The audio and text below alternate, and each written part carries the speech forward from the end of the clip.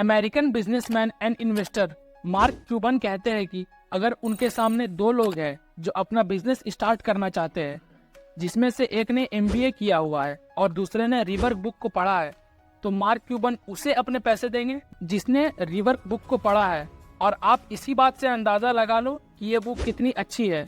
और आज की इस वीडियो में मैं आपको जेसन फ्राइड की बुक रिवर्क से कुछ इंपॉर्टेंट लेसन शेयर करूंगा, जिसे जेसन फ्राइड ने खुद उन स्टेप्स को यूज करके अपने बिजनेस स्टार्ट किया। और वीडियो के एंड तक आपको पता चल जाएगा कि बिजनेस स्टार्ट करने के लिए आपको ना ही किसी डिग्री सर्टिफिकेशन की जरूरत है, ना ही किसी महंगे सूट और ऑफिस की जरूरत है, और आप इनके बिना भी एक सक्सेसफुल बिजनेस बिल्ड कर सकते हो। So let's begin. Lesson number 1, solve your own problem.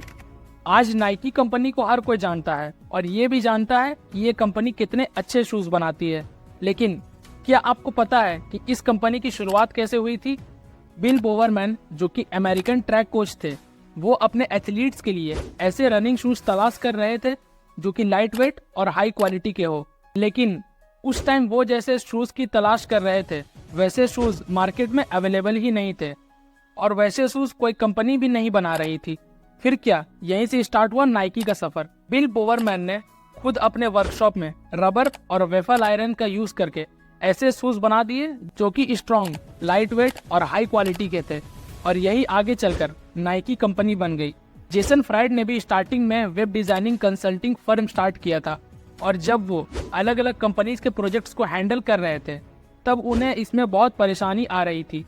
उसी टाइम ऑथर ने नोटिस किया कि इतने सारे प्रोजेक्ट्स को हैंडल करने के लिए कोई ऐसा टूल अवेलेबल ही नहीं है जो प्रोजेक्ट्स को अच्छे से हैंडल कर सके।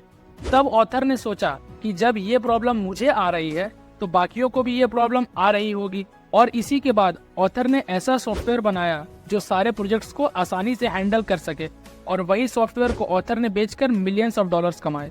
अब इन दोनों एग्जांपल्स में एक चीज कॉमन है, और वो ये है कि इन दोनों को कोई ना कोई प्रॉब्लम थी और उन्होंने उस प्रॉब्लम का सॉल्यूशन निकाला, और वही आगे चलकर उनका बिजनेस बन गया।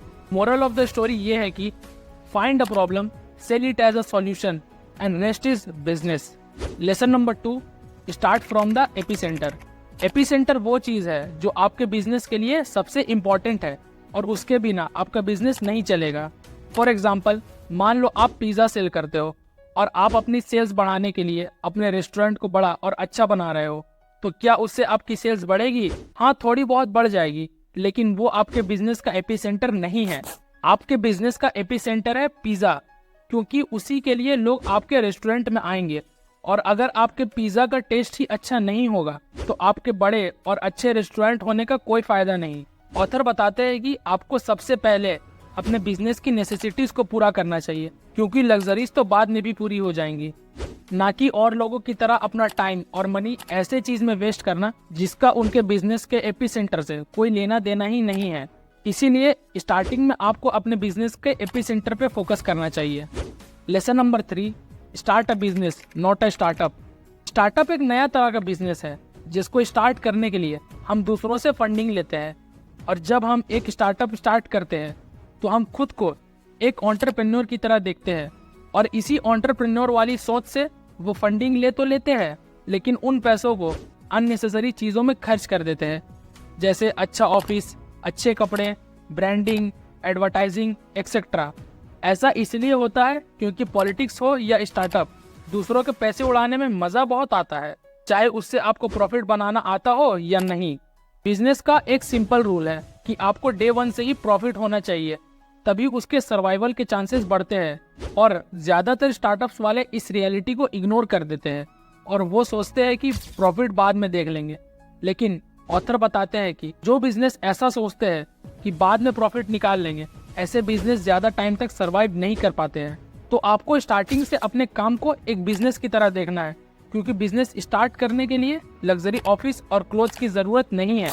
याद है ना, जेफ बेजोस ने भी छोटे से शुरुआत की थी, और वो अपने काम को शुरू से बिजनेस की तरह देखते थे, और आपको भी अपने काम को बिजनेस की तरह देखना है और टाइम के साथ अपडेट करते रहना है।